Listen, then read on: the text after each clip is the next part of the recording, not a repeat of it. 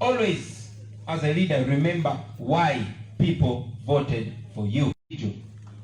They voted for what you stand for. And that's why I was telling people that are giving me all those unwanted praises, that people don't support Kyagulanyi. You did not win because of Kyagulanyi. No. Ebirowoozo byetuyimirirako nga nange benyimirirako bebyatuwanguza. Omulama gwe tuyimirirako gwe gwatuwanguza. Mbeera nkibagamba bulijjo tinange kenyini neva ku mulama ogwo abantu baba tebakyali nange. Kitegeeza naawe bw'onoova ku mulama ogwo lwaki abantu bakulonze abantu bajja kuba tebakyali nawe. Abantu batulonze olw'ebiruubirirwa, but most importantly abantu batulonze kubanga twagala kujjako na kyemalira. So never lose track of that, friends. Jagala kumaliriza ensonga eyo nga mbategeeza kye tukiikirira is what we call a new Uganda. A new Uganda radio presenter nga Moshi gyagenda okuva. Comrade Sebufu n'obumanyirivu bwe nga gyagenda okuva. Akampulira n'obumanyirivu bwe gyanaava. Omuwala omuto, omukyalo omukulu, omusiraamu, omukatuliki, omunaddiini, ffenna ne tukwatagana yeeyo Uganda empya. Era eyo Uganda empya tugenze tugifuna mu biwagu naye tulina okumaliriza yonna nga tugifunye. So eyo Uganda empya gye twagala mikwano gyange. Finally, many people have been asking, and leaders as well, what next? Kiki ekiddako? Newankubadde mbadde nga ngamba abantu bonna nti bannange yemmwe pulaani y'abantu, pulaani yakujjako nakyemalira. Okay, kati ki ekiddako? Nja kutwala obudde nakyo nkimenyeemenyeemu. One, I've told you before and I'm saying it again, that we are going to use all, and please underline the word all in capital letters. We are going to use all non-violent and all legal ways to remove Museveni. Tugenda kozesa buli ngeri yonna eri mateeka ate nga si yakwiwa musayi ey'okujjako nakyemalira Museveni. Byenjogerako tetuloota biroote, tuzze nga tubiraba mikwano gyange, tuzze nga tubiraba. Twasooka bisomako edda ennaku nga 2-3 eziyise ab'Emisiri Egypt baadde bajaguza myaka 10 nga bajjeko nakyemalira, nga bajjeko nakyemalira. Ekigeeza byenjogerako biri mu present day, si bya jjo si bya nkya, bya leero.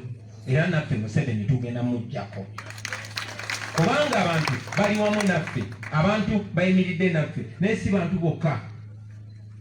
Amateeka gayimiridde naffe ne Katonda yayimiridde naffe. And most importantly, he has no legitimacy.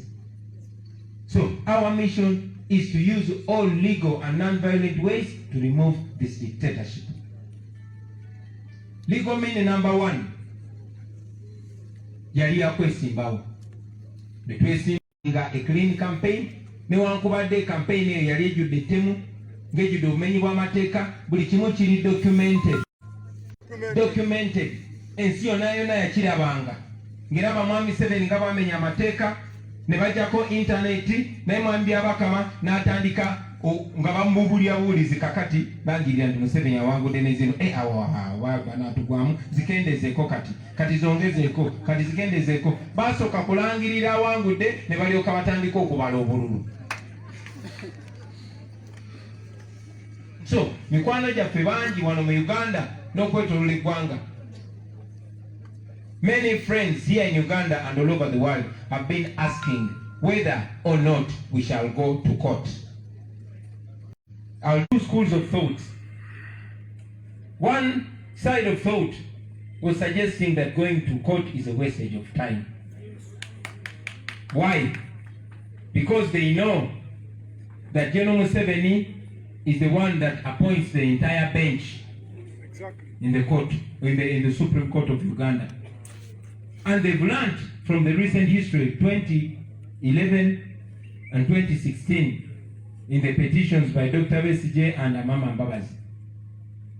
And indeed, it was noted by the former Chief Justice of Uganda, Professor Kanyamba. He said it was clear that they had to annul the election, but again, they were intimidated by the military. So people are thinking that it's a waste of time going to court. In any case, but again, there's another school of thought that says, wait, this is an absolute dictatorship.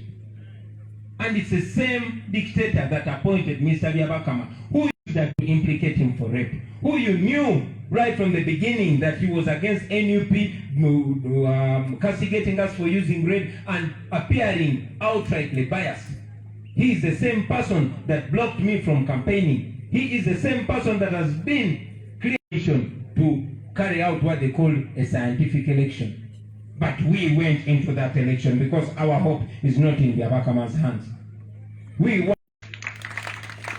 So they are suggesting that because we have overwhelming evidence that we won fair and square, we have overwhelming evidence of electoral malpractices, it is important to present it on a formal court and either achieve an overturn of this election or also strip the judiciary naked. Kamiteke mu Luganda batubuuziza bannaffe wano mu Uganda ne bweru wa Uganda oba tunagenda mu kooti. Wabaddewo ebirowoozo bya mirundi ebiri ng'abantu abamu bagamba nti ogenda mu kooti okuwabira Museveni okubba obululu kyakumala budde, kubanga Museveni yalonda abalamuzi bonna. Tunulira abalamuzi Owiny Dollo, abadde MP wa NRM, babadde ba minisita la Faith Monda n'abalala bonna. Kakati bw'otwalira omusango ate bagutyemule bagusale bagambe Museveni yabbye obululu. Era nga bamanyi nti kooti eyo bw'otunula omusango gwa 2011 ne 2016 gwa Dr. Besigye n'Amama Mbabazi nga balabira ddala ekooti enkulu eya Uganda esala by'amatankani kubanga abalamuzi Museveni abalonda. Era nga neyaliko Ssaabalamuzi w'eggwanga Professor Kanyamba yakiwandiikako mu kitabo kye, njagala obakonga mu kisome, bakiyita The Joys and Pleasures of Being Who You Are. Yagamba nti abalamuzi bonna baatula ne basalawo nti mu butuufu okulonda okwo kwalina okusazibwamu.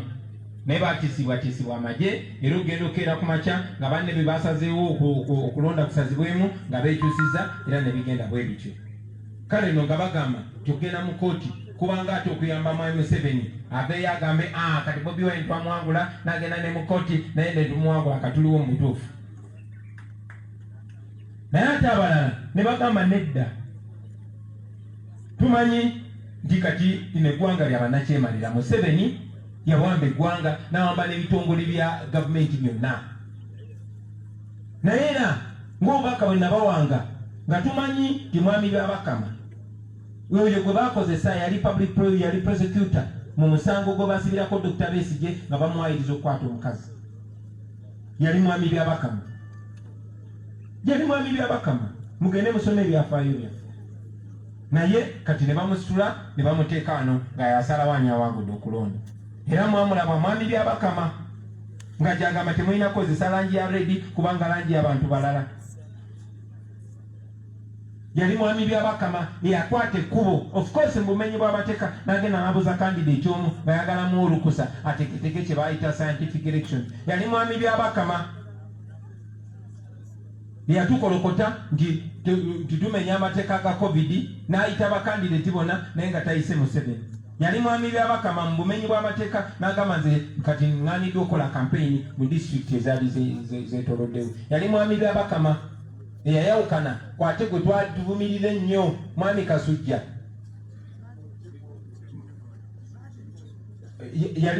Si Kiggundu, yali Kasujja yakeera ku makya n'agamba nti amagye bwe gaba tegavudde mu kulonda ngenda kwongerayo ngenda kusazamu okulonda kuno. Yali omugenzi Azizi Kasujja. Naye Mwami Byabakama n'alabira ddala ng'amagye gawambye okulonda n'asirika kyokka nga mulamuzi.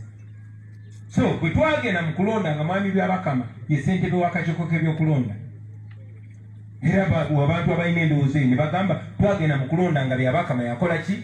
Yakulira akakiiko k'ebyokulonda. Naye ng'obwesige bwaffe tuli mu bannayuganda era abalonze overwhelmingire wadde mwami byabakama yakoze byakoze kakozesebwa mwami Museveni kyetwa akivinze tika tewakyali akyalina kubuusabuusa. N'olw'ensonga eyo nga bo bagamba nti kikulu nnyo kubanga tulina evidence etayinaayina twasobola okuŋŋaanya declaration forms ezikunukiriza 3,000 ekitabangawo mu Uganda. Tebamanyi ngeri gye twakikola ekyo sijja kibabuulira. Mosh we tell them say is a Robert of style that ne tuzikuŋŋaanya ne tulina evidence bangi muze mugiraba ku social media ng'abasirikale batikinga obululu ne babuteeka mu box, ng'abapoliisi batikinga obululu ne babusa mu box n'ebirala bingi nnyo. So nga bagamba nti engeri gye tulina overwhelming evidence eyo kikulu ne tutatula butuuzi nayo tugiteeke mu maaso g'abalamuzi, newankubadde tumanyi nti Museveni abawo emirimu, newankubadde waliwo okukkiriza nti no bali already compromise, tubatalenginge either abalamuzi ne basala amazima ne bagamba okulonda kuno kusazibwemu nga bwe kyakolebwa e Kenya ne Malawi, oba ne tubalabisa ensi yonna nebalaba. So njagala bategeeza mikwano gyange titukyakubaganya ebirowoozo ne bakulembeze bannange n'abantu ab'enjawulo, era nga nja kuvaayo mbategeeze ekinaaba kisaliddwawo ku nsonga eyo. Naye njagadde nnyo mu ki understanding ate nammwe mukimenyeremenyere abantu bwe batyo. Njagala nnyo ensi yaffe tutambulire wamu nga omuntu wa bulijjo ategeera what exactly is happening. Abantu baleme kubeera disconnected ku ngeri gye bakulemberwa nga bamanyi buli ekigenda mu maaso kuba ensi yaabwe. So let them be the bosses. Ensonga ey'okubiri mikwano gyange, ebyo byonna nga bikyakolebwa njagadde mumanye nti mmwe abantu babalonze. Tekibeetagisa genda mu kugamba nti nyize kulayira nize kola ki. Njagala basindika mutandikirewo bassebo ne bannyabo okugenda okuorganizinga abantu bammwe. What are you organizing your people for? I want you to organize your people for moral, constitutional, legal and non-violent civil resistance against the Museveni dictatorship. Kuba muli bakulembeze omulama mugumanyi, njagala tuteeketeeka abantu baffe buli omu mu constituency ye afuuke nga ggwe, because the duty of a leader is to multiply your thoughts and your abilities into your people, into the people you're leading. So mugende mwekolemu omulimu ogwo, temutiitiira. Abantu betutya ate batutya emirundi 10 okusinga bwe tubatya. So abantu baffe mubateeketeeke mubeere bakulembeze, to relaxinga relaxinzi wabula connectinga ne banno. Ne bwoba tomanyi kyakola, let us keep together, let us be a team. Buli omu abeere ng'ayiga ku munne, ky'omanyi kiyigiriza omulala, ky'otomanyi kibuuze ku munno. Let us be a family. Let us be one big family, friends. We can do that. Tuli wa mukisa nti ku generation eno tokyasobola to identifyingira ku ddiini oba ku ggwanga oba ku kikula. So it is very important for us to connect. Njagala okusembayo nga mbagamba mikwano gyange, nze simanyi oba nzikiririza nnyo mu byendaba, naye nze ndi confident nti very soon Museveni agenda kuba nga tufuma bufume. Very soon Museveni will fall. Very soon. Era nze mbadde wano nga mwogera nze nga nkuba kafaananyi ndi mu kulowooza ku alternative government. Ayinza okubeera minisita. I'm thinking about a new Uganda. I'm thinking about a new alternative government.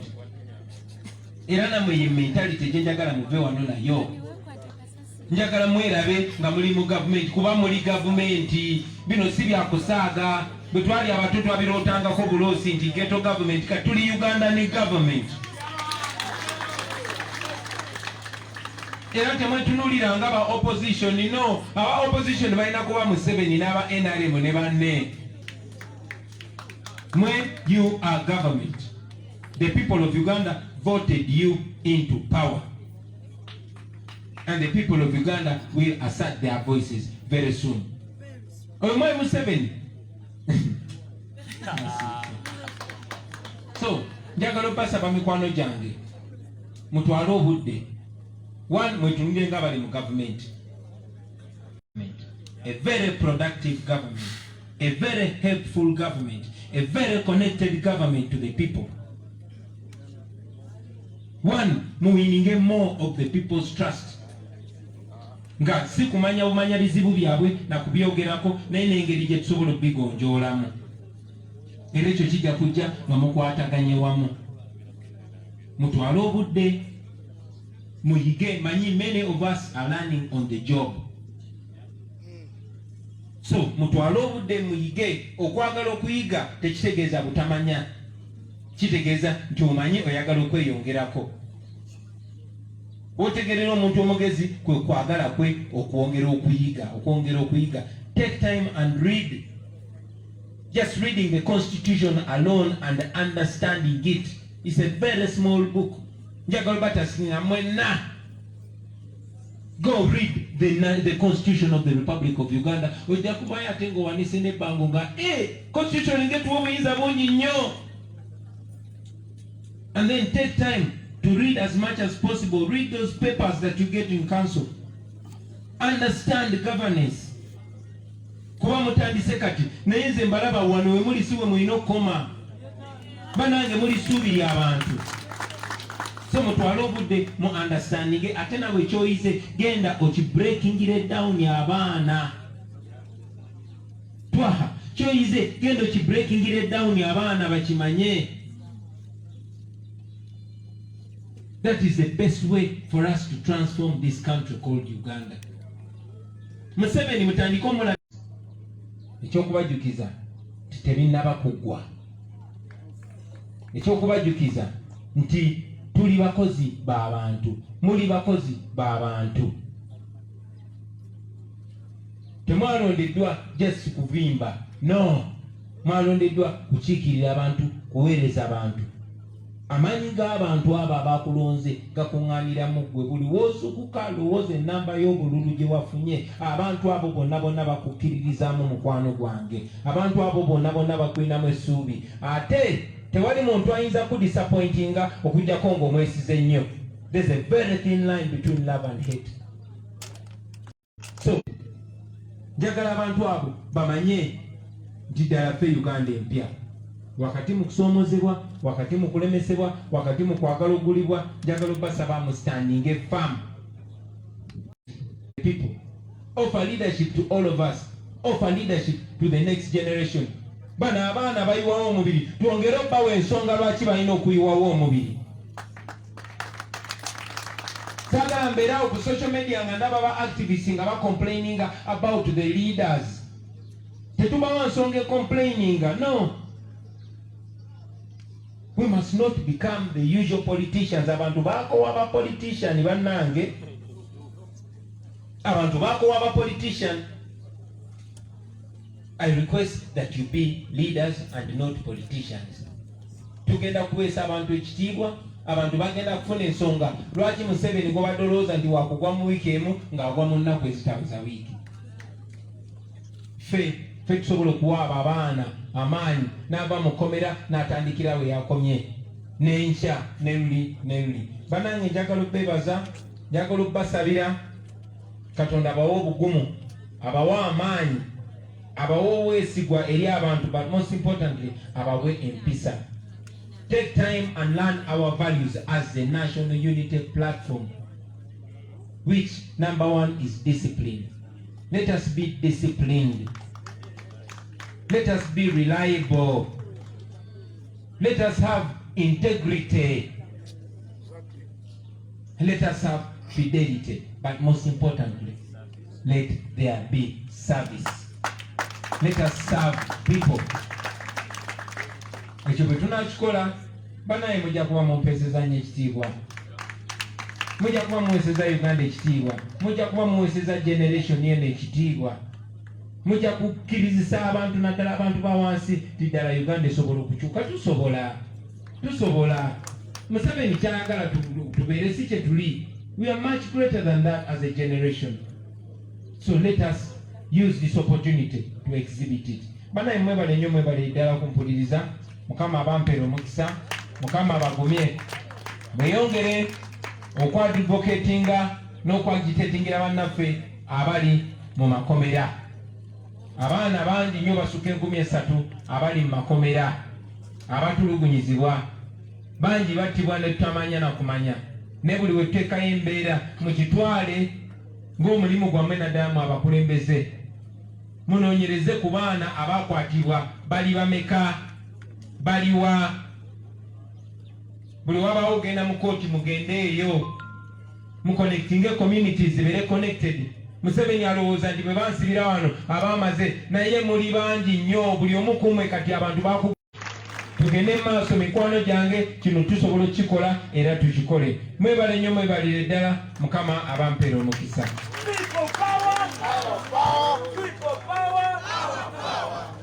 Thank you, Mr. President. Let's stand for the singing of the national anthem.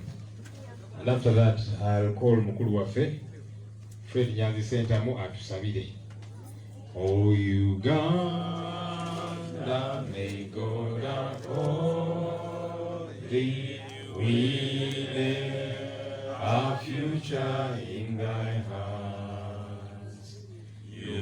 United, free for liberty, together we will always stand. Mbeke tusabe. Katonda waffe omulungi, ekisooka tukwasa omukulembeze waffe Kyagulanyi n'abantu bonna abamugoberera mu ggwanga lyaffe, oyongere omuwa amaanyi, obuvumu, asinziire banemagere nejagenda okutabaala mu nsi yonna okuleeta enkyukakyuka. Muteekeko ekisa kyo n'okwagala kwonna asobole okututuusa ku buwanguzi.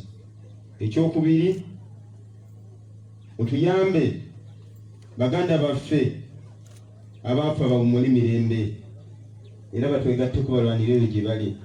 Ekyokusatu, abantu bonna bali mu kifo kino n'abo bonna abaafuna obuwanguzi, obawe omutima ogusasira ensi yaabwe, ongere okugenda mu maaso n'olutalo tusobole okununula eggwanga lyaffe.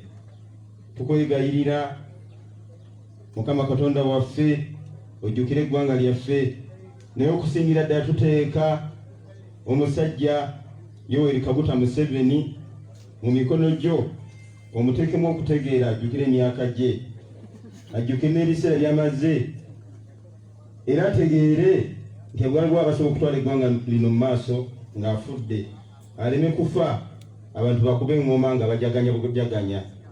Byonna tubisaba nga twegayirira ggwe ali waggulu ennyo, Katonda waffe. Amiina. Amina.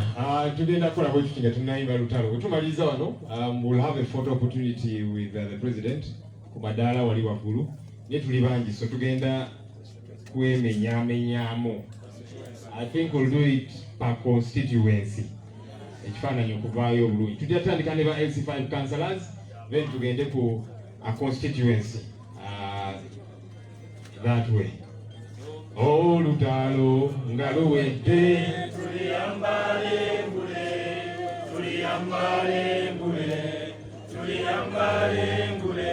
Oh, lutalo nga luwedde, tuliyambale ngule, tulivimba mu Uganda epya. People power. Our power. People power. Okay, so abasigadde tujja basaba ndoza will remain around here. So tugenda tandika ne ba LC5 councillors waggulu wali beba following president. After that tujja tandika Rubaga North, Rubaga South, Makindye East, Makindye West. Muganda wange omulungi ali ku ebintu byebyo omusana gwo gubadde mungi gutukoze bubi, tubadde tuguyimiriddemu kuva we twatandikidde naye nga yeyo embeera bwe kityo wekigenze mu maaso. Mbasuubiza nti mubeere ku mulamwa. Pulezidenti ebigambo ebyo mubiteeke ku mutima. Tugenda kwongera obittaanyaako n'obikkaatiriza mu pulogulaamu entebe mu ntebe. Yeyo embeera mikwano gyange, mwebale kubeerako nnyo ku Damaite. Kagwake kagutonye, tetugenda kuva ku mulamwa. Kagwake kagutonye, bassebo ne bannyabo nze abadde mabega wa kamera okutuusaako ebigenze mu maaso nga pulezidenti ayogerako. Webale nnyo, webalire ddala. Likinga page eyo ate osharinge nako tusobole. Abasajja obwedda bagitaataaganya nga bagijjajjako tewabadde netiwaaka, naye ate Katonda ayambye ne tusobola okwebeereramu. N'abangera okwagala okusapootinga Damaite family entebe mu ntebe, mujje munnange kuba wembaamu n'akasente peegi ate njiteekako security ez'amaanyi ne tubanga eyaffe yeeyongera obutakwatibwako. Omuto Puliti ye akyaliyo obwedda ababuuza, akyaliyo mu ddwaliro, naye ntyayo nina be nasiidiseeyo bamulabe balabe ekigenda mu maaso. Ngenda kuba mbategeeza mikwano gyange neyanza nnyo neyanzeege. Saa zino nina abantu benjagala onnoonya bababuuzeeko. Sharon wabadde wano abansaba Sharon, beera wano nnoonye ku Sharon.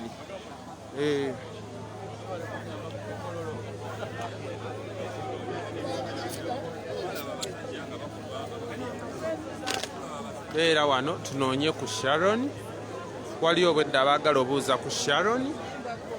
Atunyumizeeko Sharon. Sokojje Sharon. Obwedda abantu bali kuno Sharon bakubuuza Sharon era baagala okunyumyako naawe. Baganye n'okugenda. We bagambye Sharon baganye n'okugenda. Sharon wuuyo. Sharon obwedda abantu bali kuno. Waliwo neya komenti nze n'agamba ayagala kusindikira ku buyambi. Yogerako embeera mwoli Sharon. Embeera mwendi sinnungi lwansonga nagenda okutuuka ewange namala mukomera busisatu bankwata ennaku z'omwezi nga 7 nenteebwa ennaku z'omwezi nga 2 wiiki 3 nagenda okutuuka ewaka nga bamenya ennyumba ne batwala ebimu ku bintu byange naye ekyo tekimalaamu maanyi ate tekinzija mu struggle nze nkyayimiridde era omutima gukyali mugumu. Ebyo bye baatwala binaddawo, bigenda kuddawo mu bwangu nnyo, kintu kyangu nnyo. Naye embeera twagala okugamba ku Mwami Museveni wamu na poliisi n'abalamuzi wabengawo emisango gye mugobaako, wabengawo omusango gwe mugoba abaana b'abantu bali mu prison for nothing.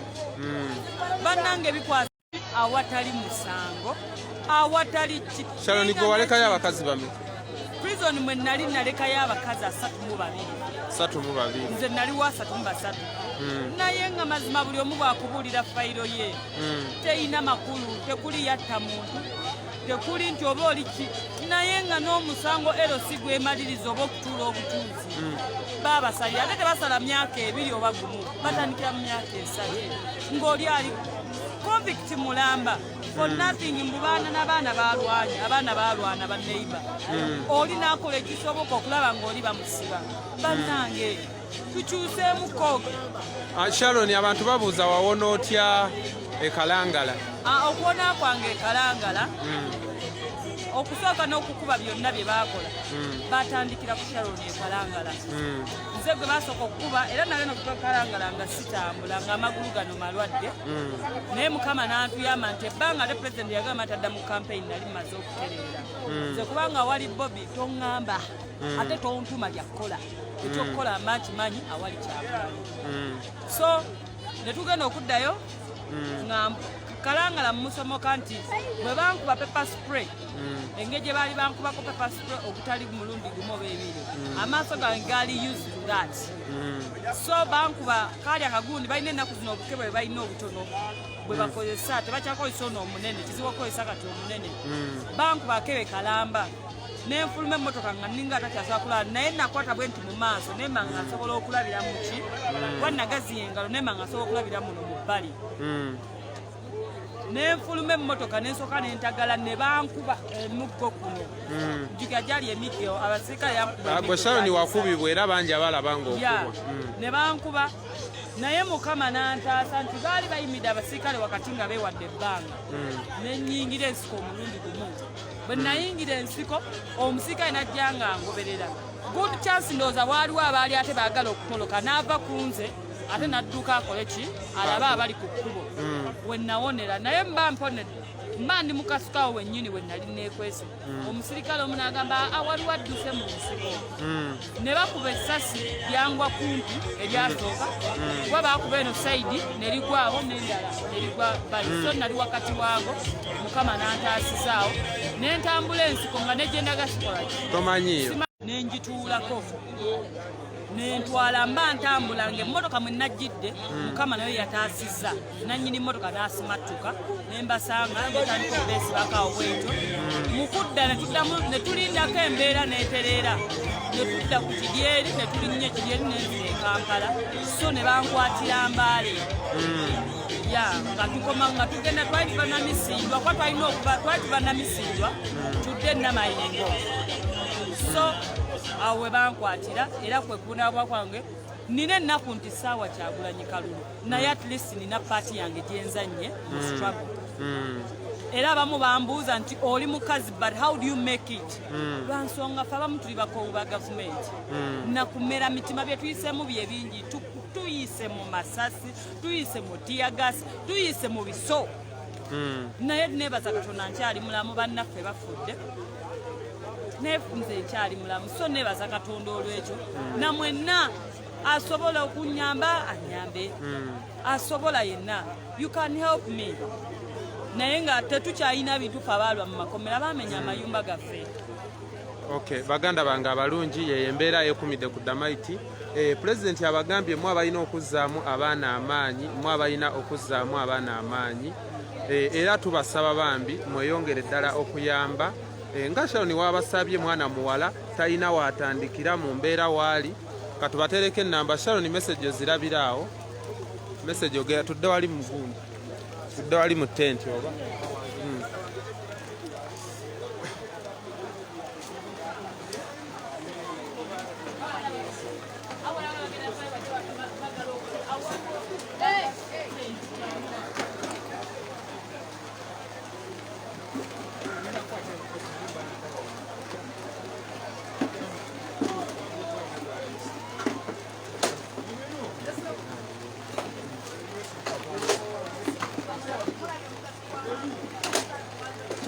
newo tula Sharon newo tula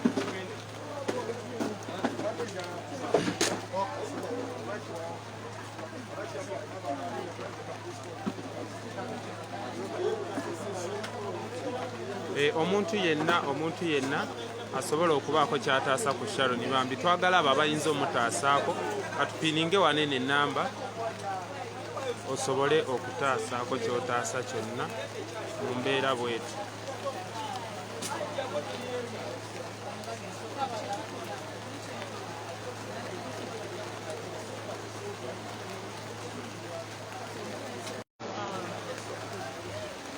Nekira kinyinza okugamba abantu abali ku Damaiti family banange temuggwamu maanyi abasajja bano baagala nnyo abantu ababadde nnyo nembogo nze nali ne ku poliisi gye nali nga bambuuza abamu ku baana betumanyi abeera mu struggle nababuuza kimu nti mbagamba nembagaa nze security yaabwe so ekino tekinnaggwa tutiisibwatiisibwa okuttibwa amasimu bagatugumira bakunoonya bakola biki naye Museveni ne bwonkwata nonzizaayo mu kuzibano no nze ndi muwagizi wa Kyagulanyi emisango gye mutuvunaana kubanga tuwagira Bobi Wine gye mutuvunaana mbisimanya ate esimambu tusaasaanya korona Museveni wameka waabadde ne bakwatawo abantu abasaasaanya naye fe ababeera ne Bobi olwokubanga mumanyi this is opposition a true opposition erabangawo Uganda temugenda kukyaya Bobi tetogenda kunkyaya Bobi Museveni n'abantu tekisoboka.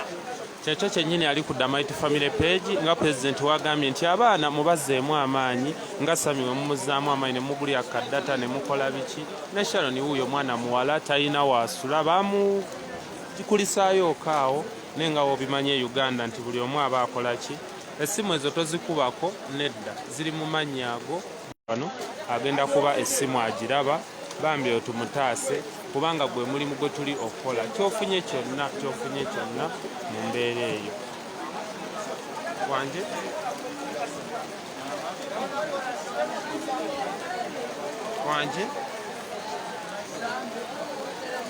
sebo wanje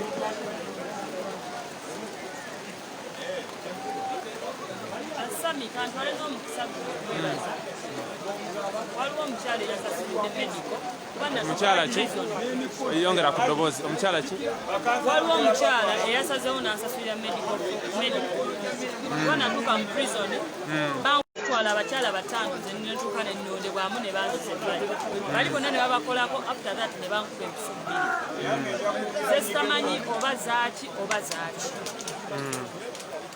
zestamanyi oba zaali gwegamba sibitegeera naye nebaza Katonda nakoze medico nga nkyali mulamu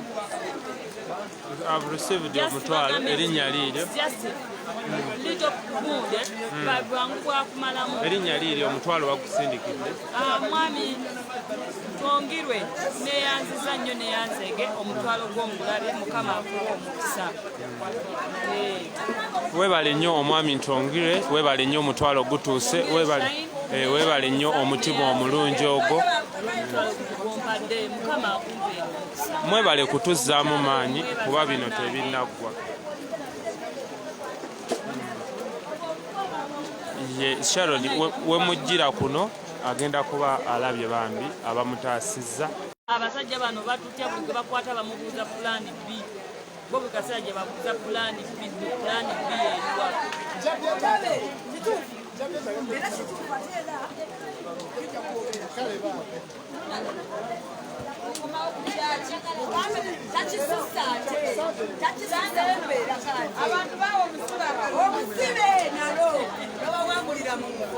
n'omulala wuuyo mutwalo bannange n'omulala sekitooleko Ronald neyanziza omutwalo gwe gutuuse mukama akuwa omukisa wanje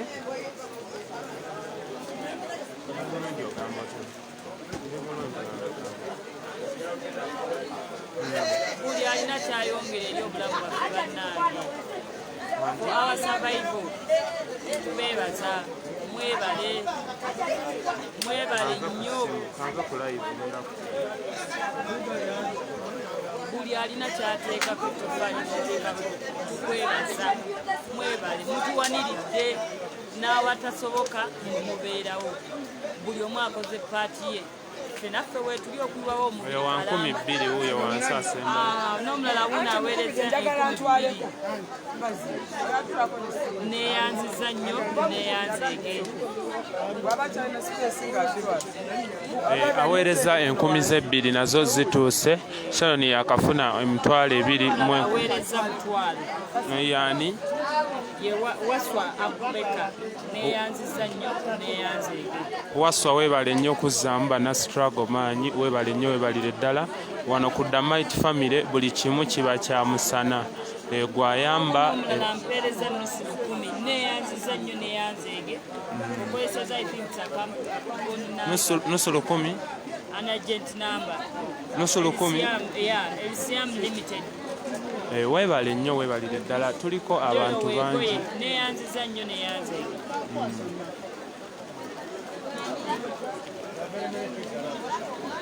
tuli ku Sharon abaana abawala bangi tebafiiriddwako mu mbeera eno tebafiiriddwako bambi naye nga mwebale nnyo mwebalire ddala wano ku Damite family tutuuka ku buli omu mu mbeera yonna ne tuba nga tusobola okubaako kye tumutaasa ate Sharon yasangiddwa wano bambi ng'ate embeera gy'alimu saa zino jjukira talina nti peegi eri awo y'amaanyi oyongedde n'osindikira omutwalo 15 sekitoleko neyanziza we mumumanyi taayiribe wano taakole biki naye mu nju mwasula Sharon byonna baabirinnyalinnya nga wookiwulira ffe abalina okuyambako abantu bano ffe abalina oyambako abantu bano bannyini struggle ebintu byo si byangu byo si byangu bannange life mwe tuyita mukimanyi tusula mu mayumba agaffe naye ng'osulamu nga muyeekera Sharoniza omwana wange mulwadde naye mu ddwaliro ntyayo ate era leero bw'osulawo ate ogiyingira nga atategedde nti nawuwo mukama katonda wange Museveni otumanyidde nekyonna kyekiri waliwo wanampeereza emitwalo 17,325 erinnya lye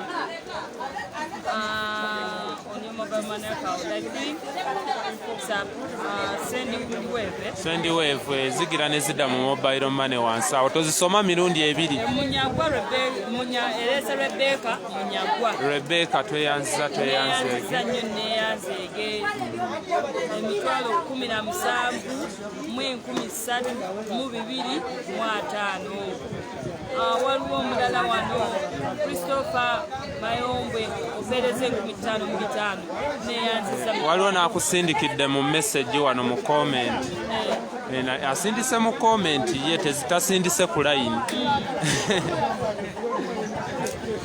embeera mikwano embeera munnange mwekuli baganda bange muyimirira naffe mwongere okuyimirira naffe bannange Sharoni wendi okuwawo omubiri tomuŋŋamba kirala obusungu bwe nnina okusooka nabagambe bwabutawa Kyagulanyi kalulu nesatuna ku ballot paper Kyagulanyi kwala bannange ekintu ekyannuma Hanifa Matovu oweereza emitwalo 5,445 neyanziza nnyo neyanzeege mukama akuwa omukisa Yasini Mukisa ompeereza 15,000 neyanziza nnyo neyanze sabanaye buli alina kyajjeewo mukama amuddizeewo ekisinga nekyojjeewo nga tujjako kawenkene nawe mukama abeeko kyakukolera abali okuyambako omwana omuwala Sharoni n'abaana bawala banne abalala Sharoni yabakiikiridde bambi mu mbeera bwetyo nga omwana omuwala embeera gye yayitamu Sharoni batugamba nti abaana abalala abawala mbu babakaka mbu wamma eyo sikando yali ku baana b'ekalangala esakwatibwa kalangala akwatibwa mbaale kati abaana b'ekalangala be bayinza okugamba kubeera bagamba babalabangako nga bajja bawenyera I think gundi eyasooka koti eyasooka twabalaba nga abaana basinga bakubibwa abaana abalenzi bakubibwa obusajja abamu bagamba n'okugamba tebamanyi oba balizaala ku baana abatannabamuzaala ate ng'abalala bakyakubwa ate ng'abaana bakyakubwa bakyanonebwa bannange bakyalondebwa ku makubo naye ekintu kyo kyabise tekigenda nammala mwezi tekigenda pulezidenti simanyi Bobby wange simanyi omulamu bwange njagala Bobby I love Bobby so much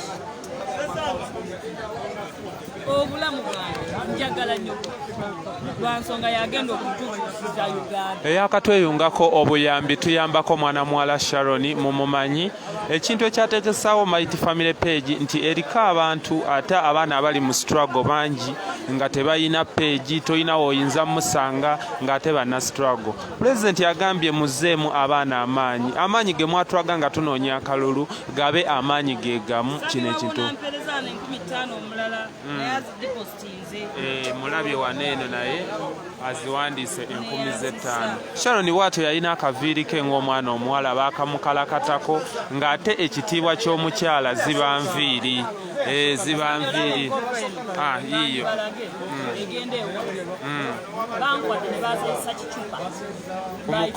ku mukono njiraba enkobe ewona bulungi naye we naddira yaliddwa naye bankwata ne bansazisa kicupa tosaba nga prizoni y'abakazi eyimiramu basajja batandika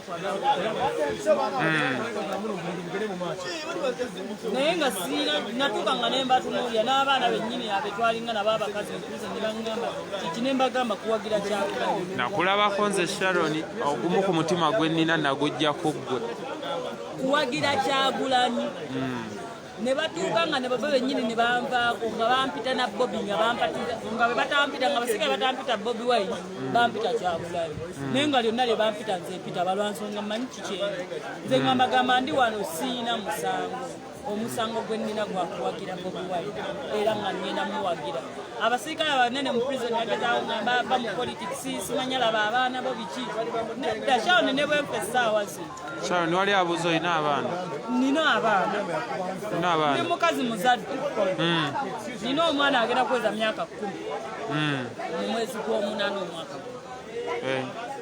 nina omwana omu wa buwala Katonda gwakyampadde naye nsuubira mu Uganda empya nina okuzaalayo omwana nange Sharon ombalako tompisaako omwana gwe ngenda zaala alina mutima nga kanneeyagalize kanneesooke network Sami kankusese newuunya mu bantu abajja okubba ewange kino kiri fine ate nga kituufu banzirako omufaliso gw'omwana wa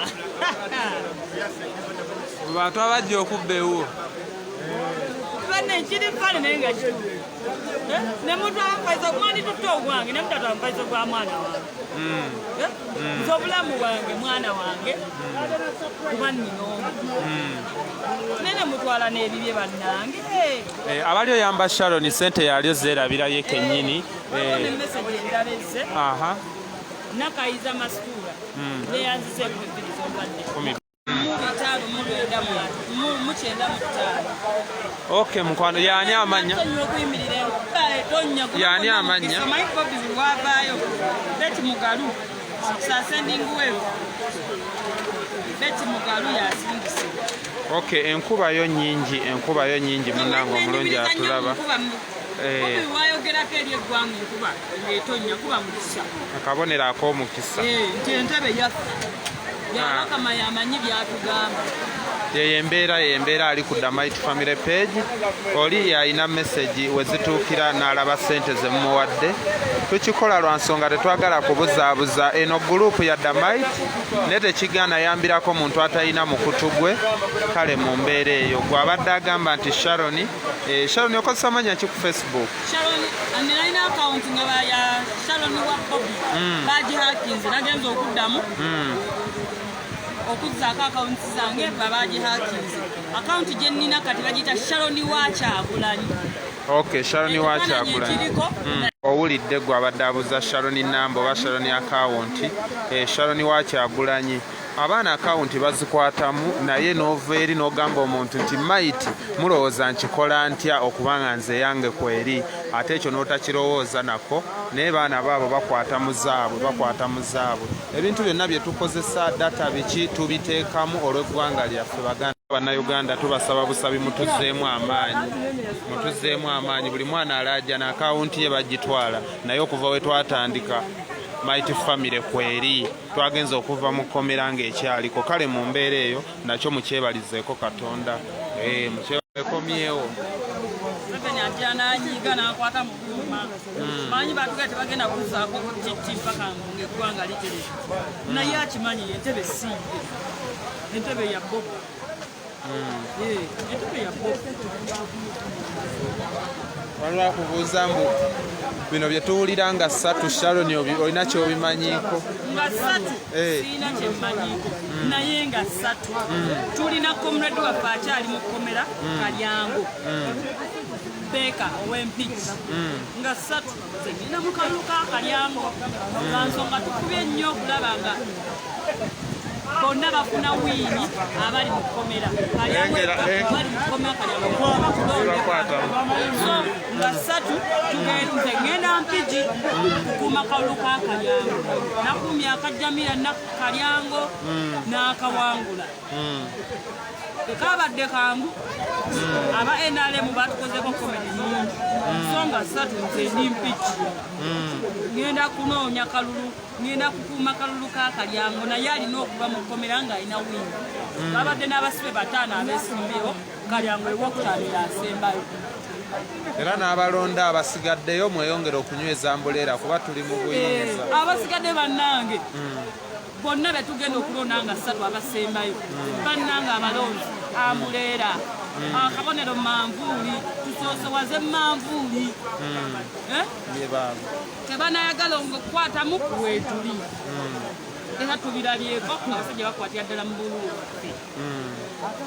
weetuli nze nga satusina kyemmanyi manyi kimu ŋŋenda mu kalulu kakalyango njagala wiini yakalyango nga bwe nakoze yajjamira nga nvuddeyo neeno nteeka okukirimu.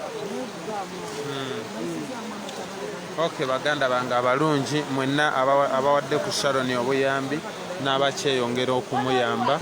Essimu ye yagirina era sente zimutuukako azisoma. Ffe ne tukwata sente ze ne tuzimuwa. Mwenna buli asindika teri gwe bataasomye ne tumala ate ne tutambula ne tugenda mu birala. Nagamba page eno ejja kwawukanako ku page endala nti ffe neyo tubeera n'abantu 10 naye nga be batuyamba mwekeza mmwe tetuzeetaaga nnyo ebiseera ebisinga ng'ate mutujja bujja ku mulamwa. Oba osobodde okuyamba yamba, gwagenda osindika omutwalo genda ogusindikira. Kale oba osazeewo puroguramu eba yeeyo bwe tuba tuzze nti kuyamba tuyamba ono kuba kuyamba ono, ekyo kyetwagala tuba tunuzeemu. Teri atamanyi Sharon tuli mu maka ga Pulezidenti Magere, ate embeera yonna ne Pulezidenti amwogeddeko y'omu ku basibe abakyala abayiyeewo omubiri, naye babakoowodde okuzzaamu abantu bano amaanyi. Baganda bange, kubanga mmwe bwe mutumala amaanyi, nze nabagamba ebiseera ebisinga bwe mba ku mulamwa komenti nziraba naye nfokasinga nnyo kuzirika I love you for Jane, ezo people power ezo ze nfokasingako ebiseera ebisinga. Kakati gundi endala ezo sitera zijja ku mulamwa, zijja ku mulamwa. Era obanga oyagala nze okunvuma okunzijja ku mulamwa osoosa I love you, God bless you, then n'onvuma. Awo mba nja gisoma njimaleyo, naye osooka ekivumo mba nvuma oli nga nkoma awo nga ngenda ku ndala. Kati datawo oyo noona wa bwereere. Sami kantwala omusagi mukubaza Adamaiti Family mu bantu bonna ba comedian mwavaayo wamu ne Kapado ne Mutambula ne Bobby from day one. I think mwatujoininga wakati awo twali tumaze okutambula. Sami mbeebaza okubanga mwavaayo ne muleka temujja kusanyusa ggwanga nga linyiivu. Omuntu osobola mujjamu nseko nga tasobola sseka okubanga muvuddeyo ne muzannya paati yammwe tubadde nammwe okupira ddala bemwatweyungako mpaka ne mu Nairobi akyali mukomera naye tosanga mukono kisisanga mukono.